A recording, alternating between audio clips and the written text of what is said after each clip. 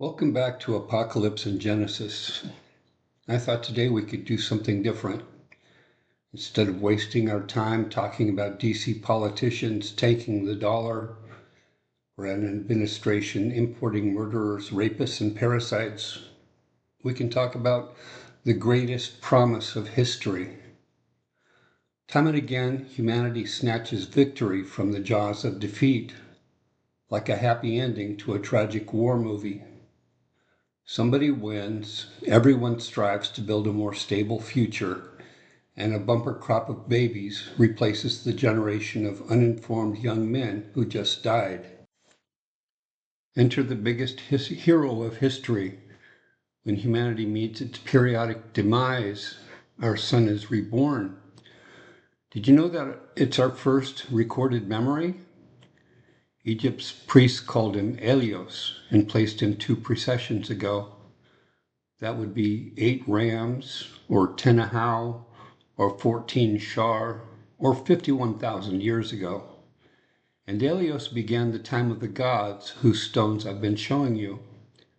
Now their avatars due back when Apocalypse meets Genesis. And by the way, the ancients associate Helios with both the Sun and Saturn. It was intended as a mystery. Now let's pretend you broke the mold when you were born. Instead of your young mind being poured into a specific language and a particular culture with its own inherited hero and history, you retained your status as a child of heaven and earth. A great person keeps this perspective and can step back far enough to have empathy for every living creature, whatever one's station or circumstance. Marcus Aurelius put it this way: my nature is rational and social. My city and country, so far as I am Antoninus, is Rome. But so far as I am a man, it is the world. So today let us be human and realize that this world groans for a leader who will put an end to the suffering. For 6,000 years we have slaved under racist warlords and thieves. The great mythologist Joseph Campbell called the one to challenge them the hero of 1,000 faces. For the Hindus, there were 10 of these avatars with links to the stars. Matsya the fish, obviously a cipher for Pisces, rescued us from a great flood. Kurma the tortoise, supporting the churning oceans from the base of the world. Varaha the boar of the north, plowed up the land from the bottom of the sea.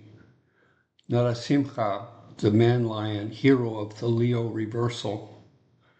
Vamana, the dwarf, took back the world from the demons. Parashurama, the warrior brandishing the axe Auriga, fought the warlord 6,000 years ago.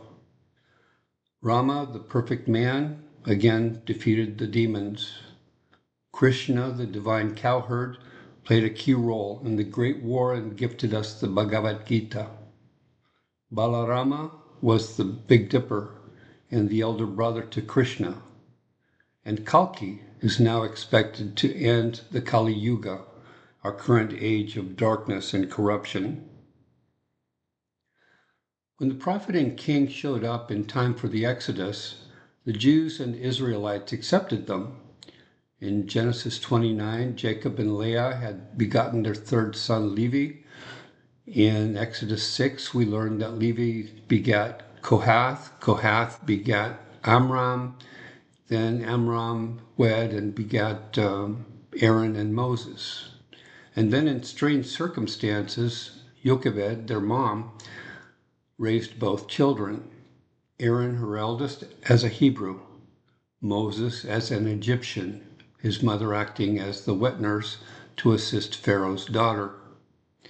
It's a twisted story, apparently to appropriate a legend of Sargon of Akkad for the Jews, their literary successors.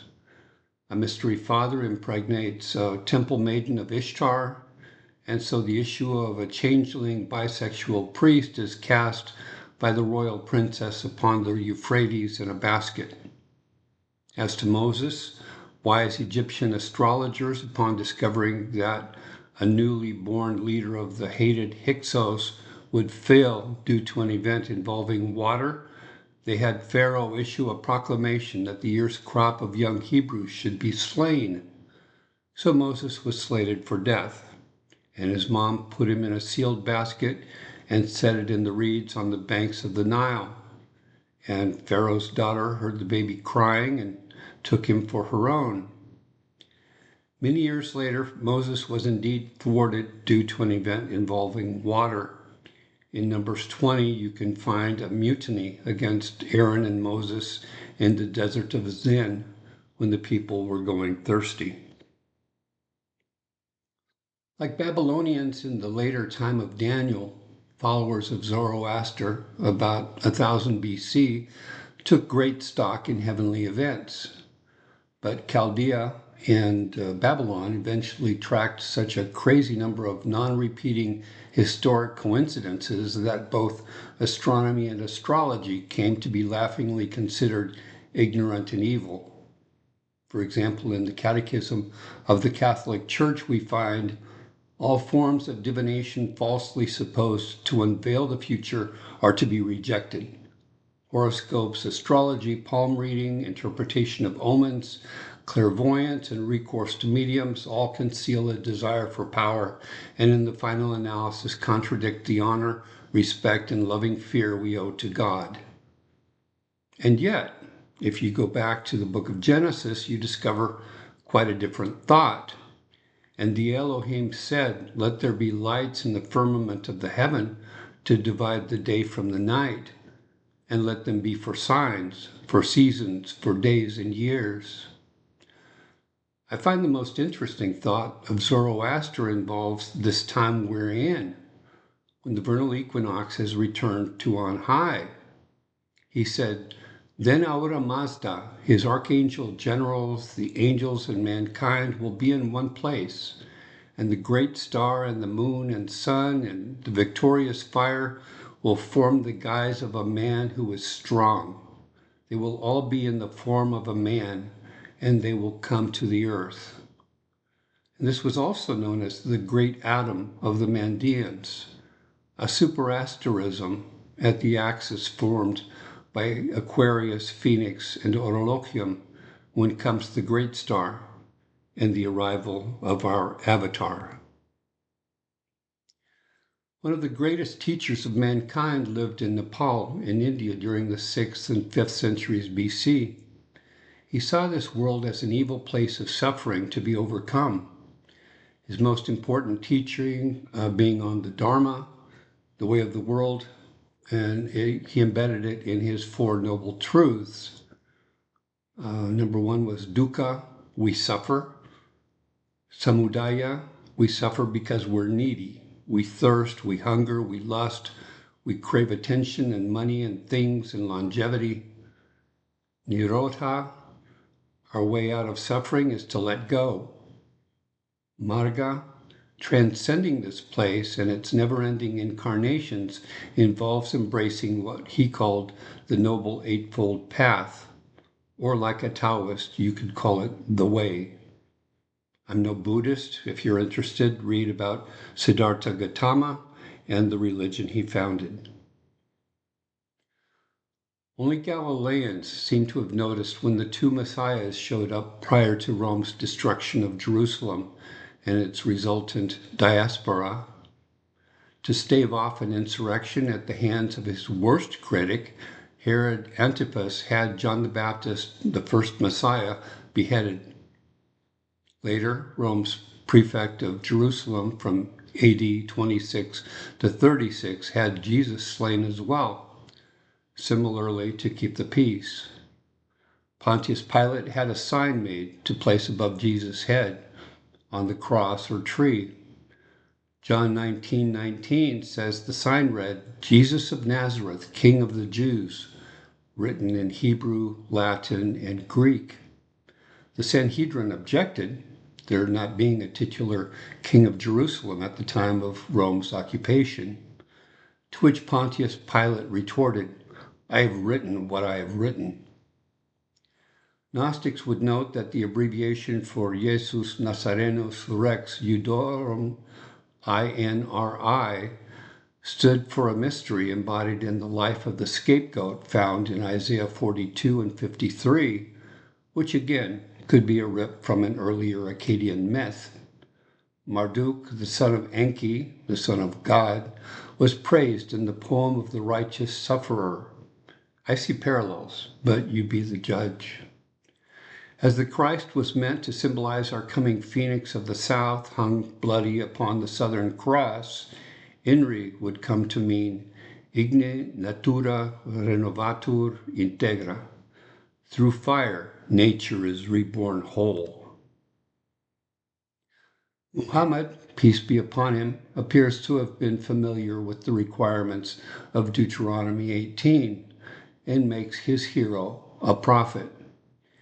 In the first collection of hadith, Sahih al-Bukhari 3449, or Book 60, Hadith 119, and Abu Huraira is quoted as saying, Allah's messenger said, "How will you be when the Son of Mary descends amongst you, and your prophet is already among you?"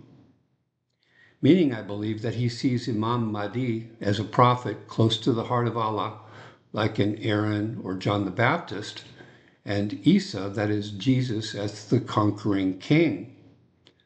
Both Sunni and Shia accept the Mahdi as a descendant of the prophet, eligible to lead them. They differ as to his identity, and we shall see. Either way, I believe we're about to meet him. Of course, this may be a point of contention for Christians who expect a false Messiah and Antichrist before the second coming, whereas Muslims would call the Antichrist Ad-Dajjal, and Ad-Dajjal is expected to be in power 40 days, at which time Isa descends to defeat him, all of which precedes the pole shift, making the sun to rise in the west. I should probably admit to having found more inspiration growing up in T.H. White, Tolkien, Plato, and Frank Herbert than ever I did in the Bible.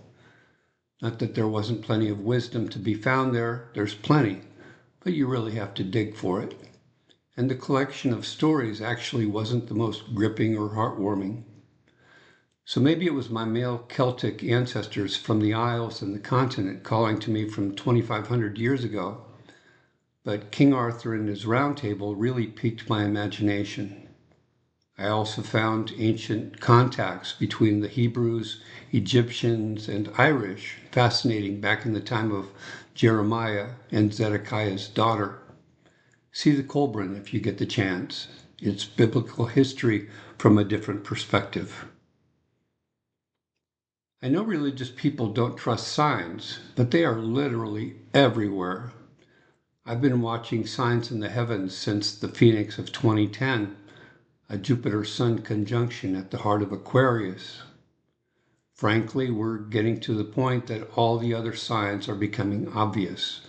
And once that happens, the world is going to seem a much crazier place.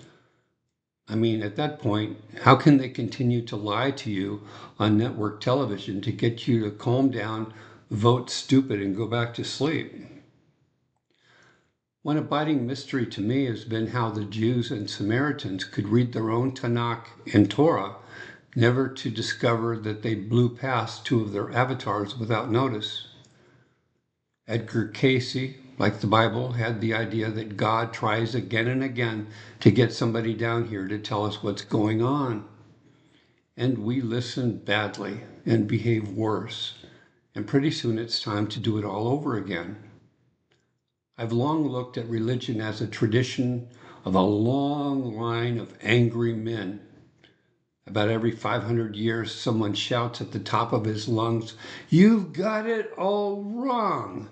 And then we straighten up and get with the program briefly before going back to sleep and letting the phonies in charge reinterpret everything the prophet tried to tell us.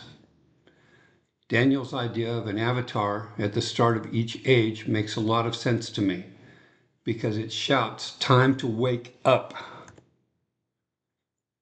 Eventually, I realized God's Holy Week was 7 shars long, and his resting at the end of a precession was a cute way of hinting at our recovery from the resulting pole shift. Here you have Celtic, Egyptian, and Mayan versions of the story. The dramatic truth of the matter is that Yggdrasil, the great tree of the world that stands on the axis, falls down from time to time. Celts showed it as Asus, their name for Orion, chopping down the tree of life.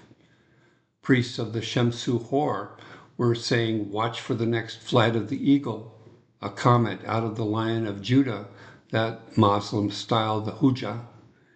And the Maya simply told us, "Ixchel will rest, as will Chakmul."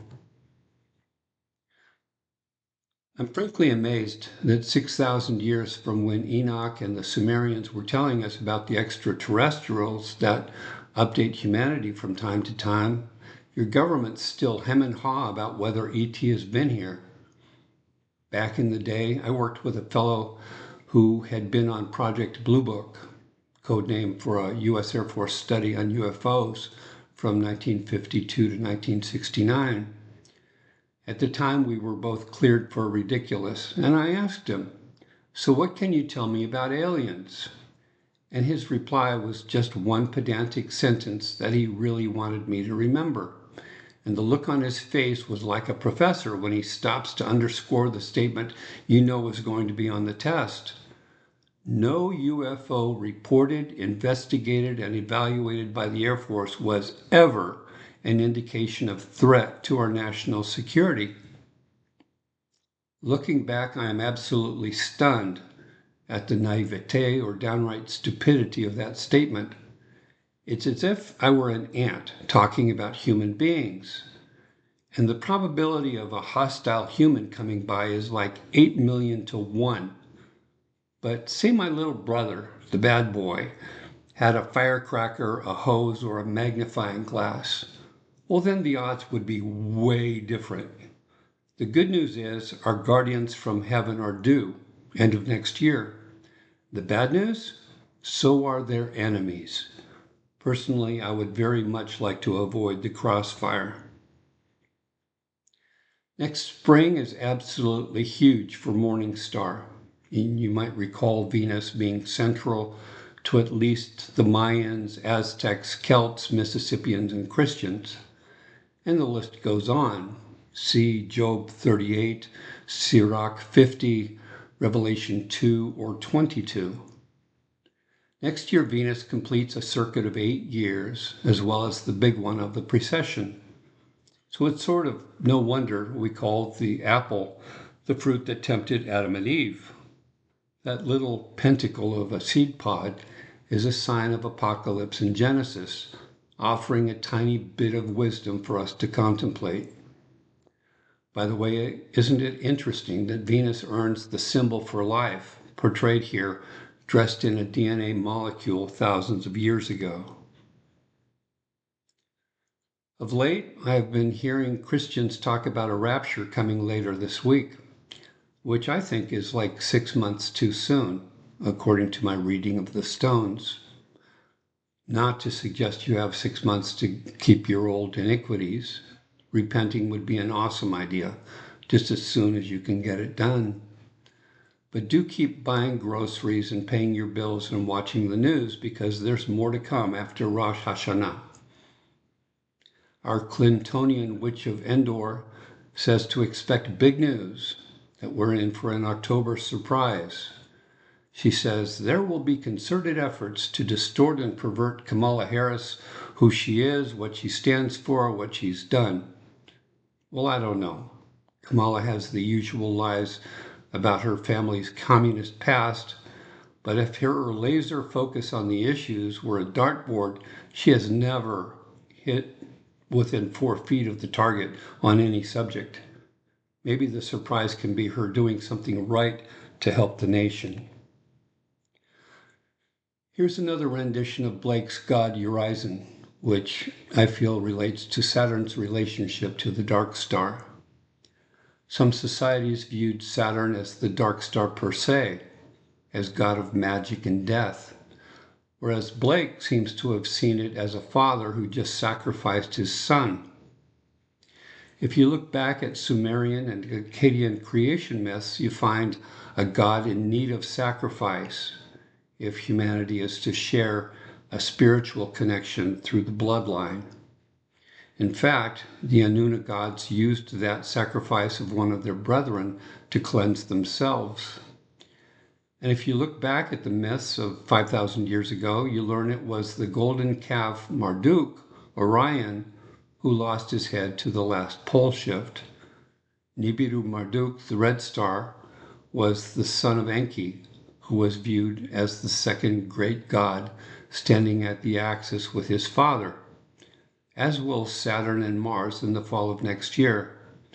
I added the Saturn sign and Nibiru to Blake's painting for clarity.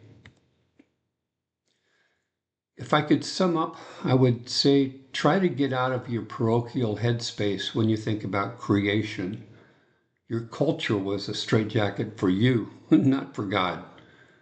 One of my favorite quotes comes from St. Augustine in his Retractations. What is now called the Christian religion existed even among the ancients and was not lacking from the beginning of the human race until Christ came in the flesh. From that time, true religion, which already existed, began to be called Christian. And so we err if we arrogantly presume that our nation, religious order, or institution is somehow improving the world through all its selfish pursuits. What often results from our efforts is a well-deserved lesson in humility.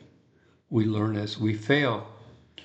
And as the world fails yet again, and we enter the panic of the end times, please consider the words of St. Ephrem the Syrian. One person falls sick so another can visit and help him. One person starves that another might feed him and give him life. One does something stupid so he might be instructed by another and grow. In this way, the world can recover. Tens of thousands of hidden ways are to be found, ready to assist us. Shema bless you and keep you now and forever. Please help someone in the days ahead and get ready to meet the world's Savior. The soul you save might be your own. Take care.